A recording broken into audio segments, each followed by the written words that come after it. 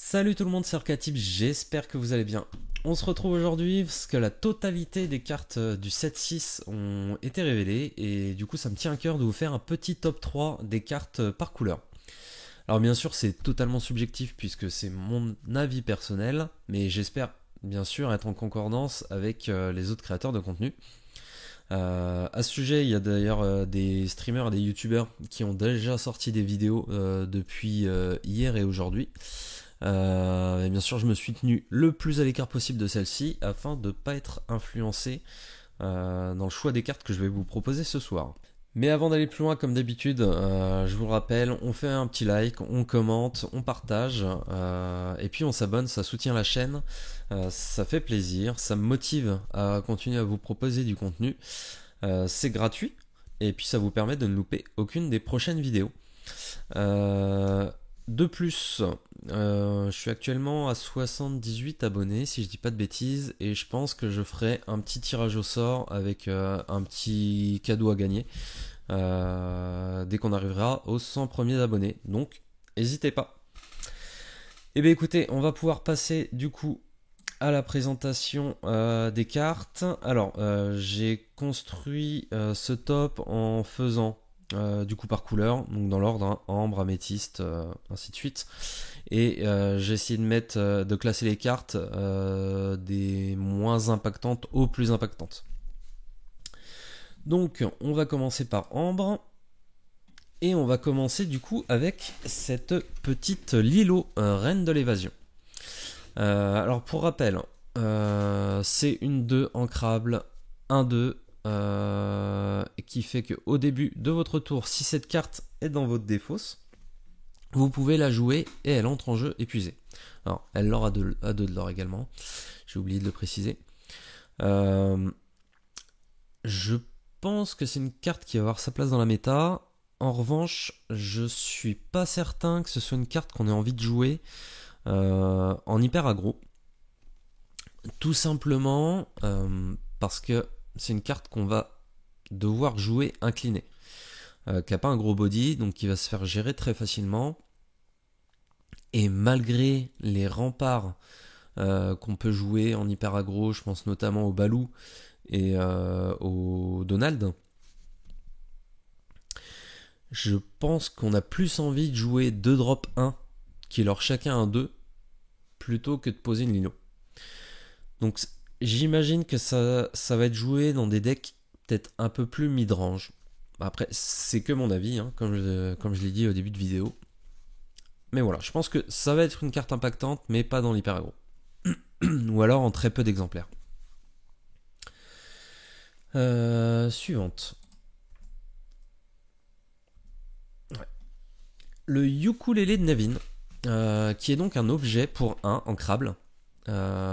Et qu'est-ce qu'il fait cet objet? Il fait que quand on paye 1 et qu'on le bannit, on choisit un personnage qui compte comme ayant un coût de plus 3 pour chanter des chansons pour le reste de ce tour. Alors ça me paraît complètement débile comme carte, parce que quand on y regarde bien, vous l'incluez dans un deck Amber Steel. Il me semble que du coup, la totalité de vos personnages, excepté la Daisy et le Robin, deviennent des cartes qui chantent à 5. Donc avec n'importe lequel de vos personnages, vous allez pouvoir chanter un Ce rêve bleu pour vous relancer. Donc alors, comme je dis, hein, c'est que mon avis, mais ça me paraît complètement débile comme carte. Et clairement, je vais très rapidement la tester. Et je vous ferai des retours. Mais voilà, ça me paraît vraiment très très fort. Suivante. Première légendaire. Donc Simba, qui pour 5 non ancrables, est une 4-4 qui leur a 2 et qui est Alter 3. À la fin de votre tour, si ce personnage est épuisé, vous pouvez redresser vos autres personnages. Donc ça, dans un deck hyper aggro, mais je trouve ça fumé. Et je me demande si dans Steel Song, c'est pas également très très fort de pouvoir redresser vos chanteurs pour pouvoir rechanter derrière, pour raser un board, ça me paraît vraiment extrêmement fort. Pour moi, c'est clairement plus fort que la Tiana. Après, j'entends beaucoup de choses sur la Tiana, mais ça me paraît clairement excellent. L'avenir nous en dira plus. On passe donc à Améthyste. Première carte, alors qui est une commune. La rose blanche, une 3-3 pour 3, ancrable, et qui a le même effet d'entrée en jeu que le Merlin Goth. Ça me paraît hyper bien curvé pour les decks hyper aggro également. Encore une fois, du lore à distance, un body correct. Je vais la tester assez rapidement également. Et voilà, ça me paraît avoir clairement sa place dans un hyper aggro. À voir si on peut l'intégrer dans d'autres stratégies, mais ça me paraît vraiment sympa. Deuxième carte, Diablo. Pour 1 ancrable, une 0-1. Killer à 1. Alors quand on regarde comme ça paraît pas fou, mais lorsque ce personnage il est banni, vous pouvez piocher une carte. Donc c'est une carte qui se recycle en fait. Dans tous les cas, vous allez pouvoir piocher dessus, à moins qu'on vous la bounce. Et c'est en plus un support d'altération au Diablo légendaire qu'on connaît. Donc clairement, pour moi, c'est une super carte. Je peux peut-être me tromper, mais je pense que ça va être joué dans la quasi-totalité des decks améthystes. Alors, quasi-totalité, oui, si, je pense. On verra bien, mais je pense que ça va être le cas.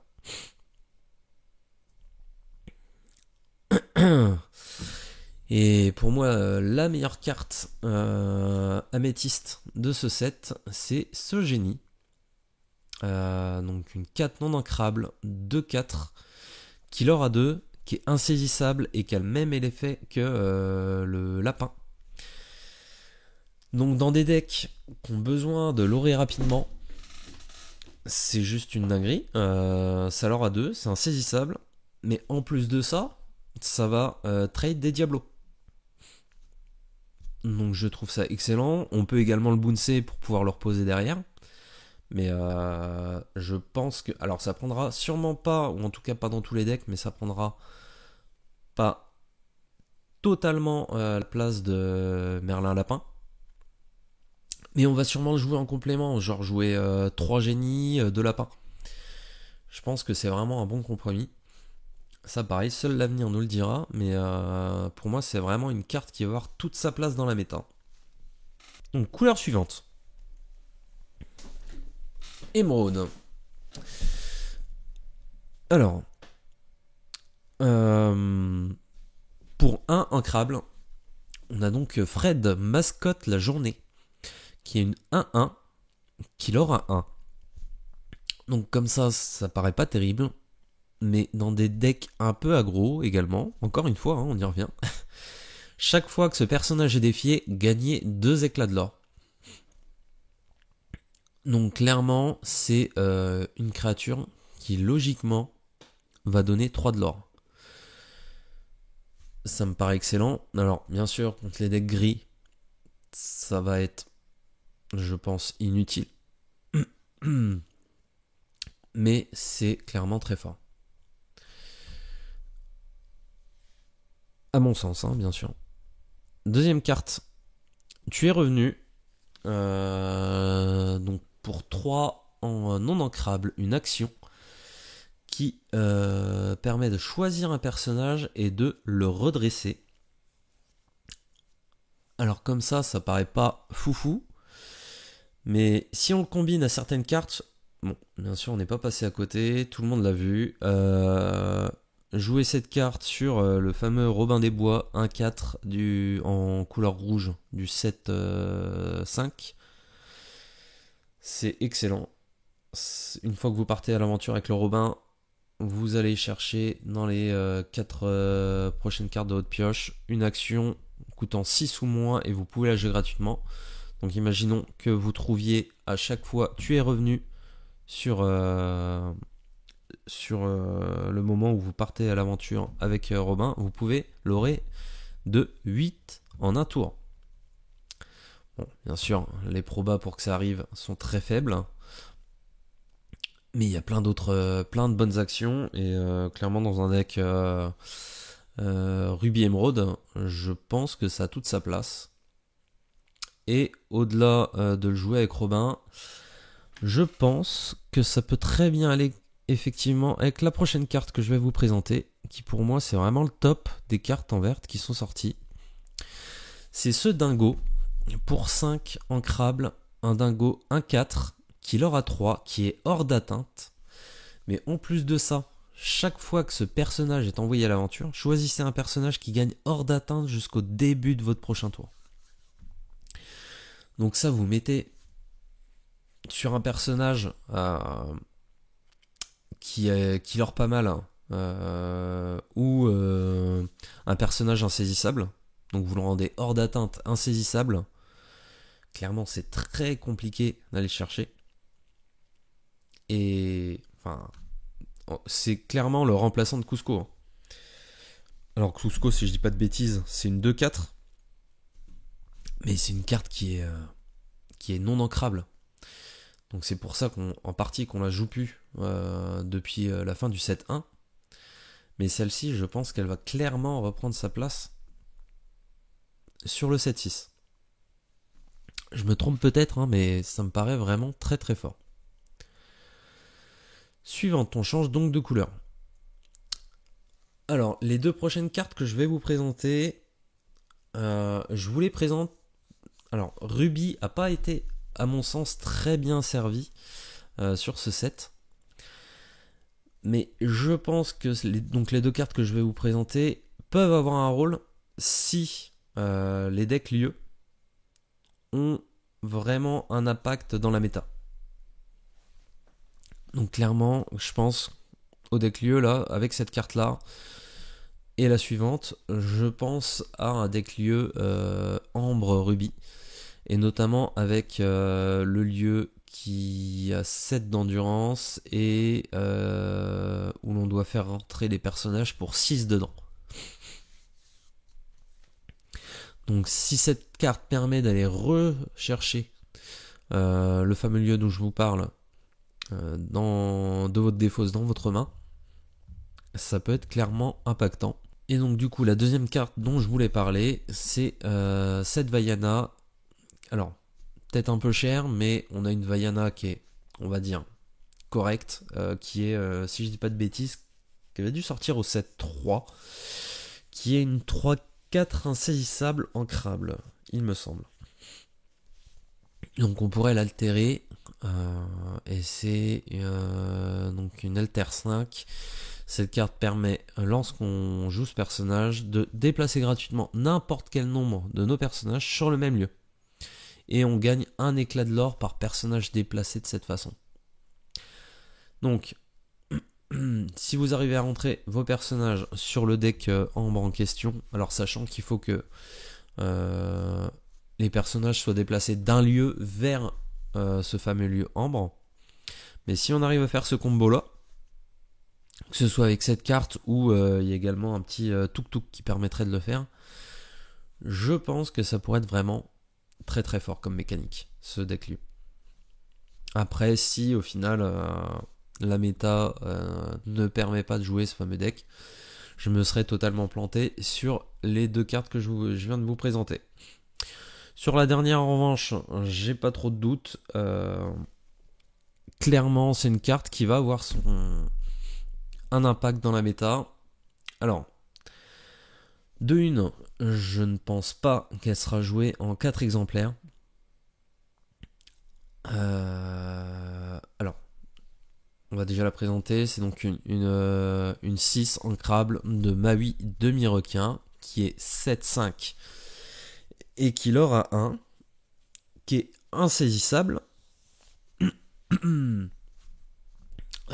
Chaque fois que ce personnage en défie un autre, vous pouvez renvoyer une carte action de votre défausse dans votre main. Et chaque fois que vous jouez une action, gagnez un éclat de l'or. Donc clairement, c'est un super body. là-dessus, c'est ancrable. Ça a des effets actifs et passifs qui sont excellents. Mais pour l'avoir joué, par exemple, sur un deck contrôle bleu-rouge, elle est pas si simple que ça à placer en fait.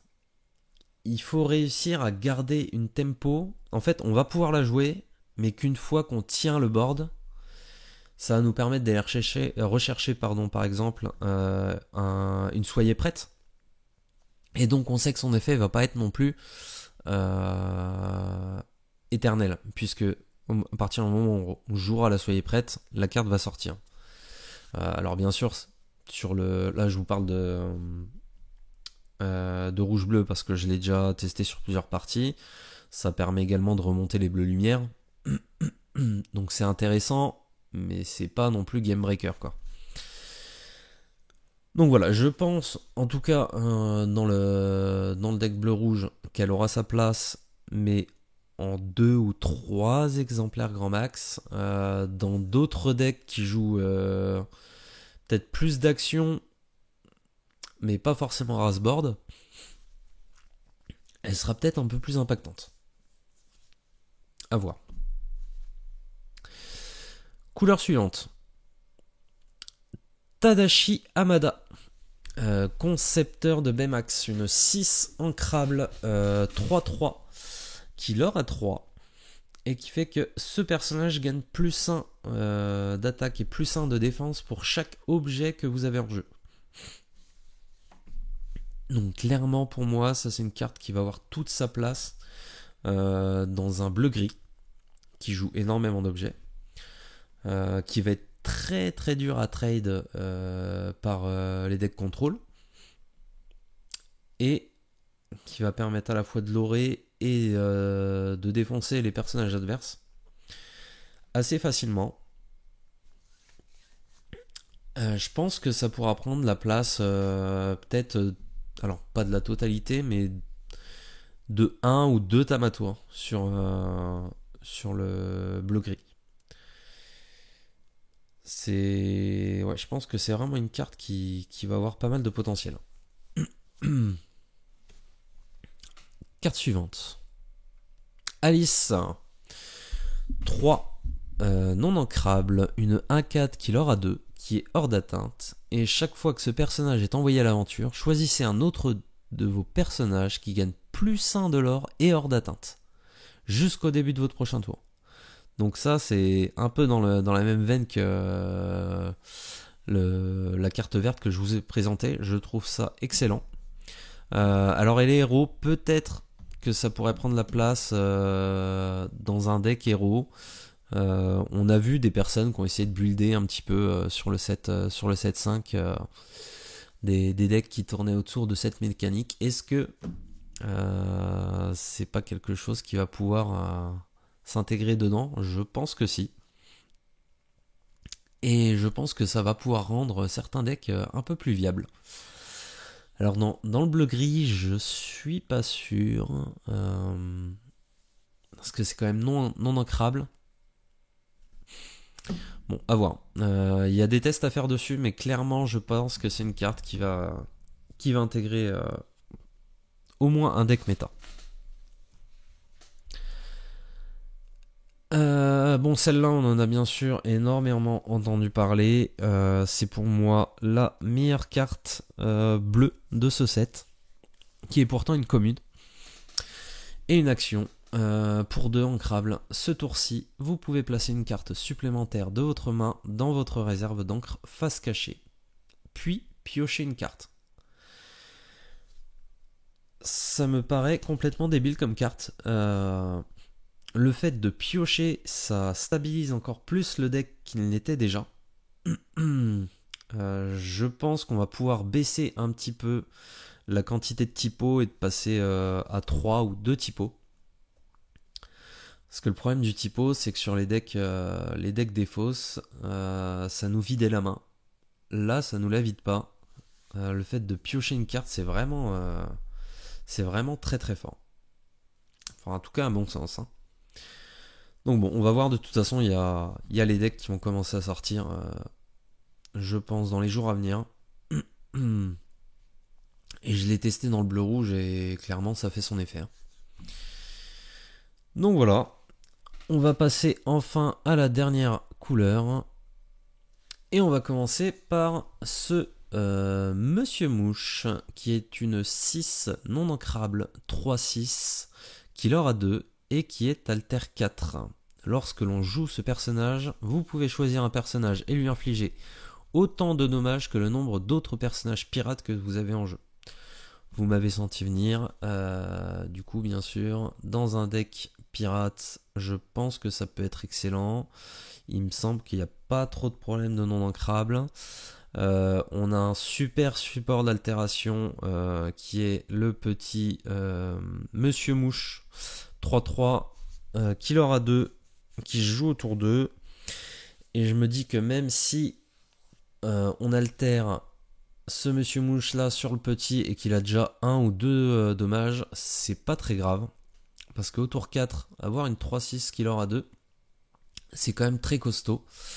Et en plus de ça, on a un autre support d'altération, donc un Monsieur Mouche qui est sorti sur ce set, qui est 3-2 et qui est insaisissable. Donc ça fait une paire de supports d'altération qui sont quand même intéressantes pour pouvoir la jouer.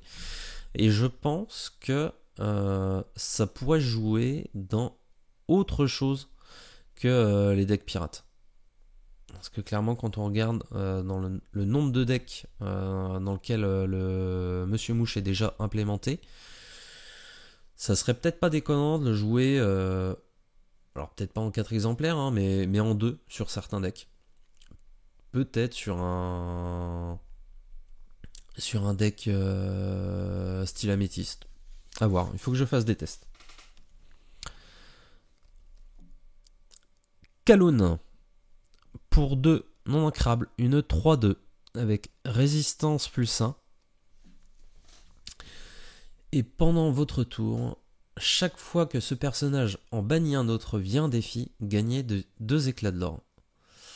Alors ça, je trouve ça mais excellent de chez excellent. Vous jouez ça contre un Steel Song. Si la personne a joué une Cendrillon au tour 1, il me semble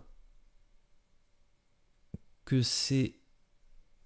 Alors peut-être pas au tour 2 du coup, mais c'est une des seules créatures en début de game qui va résister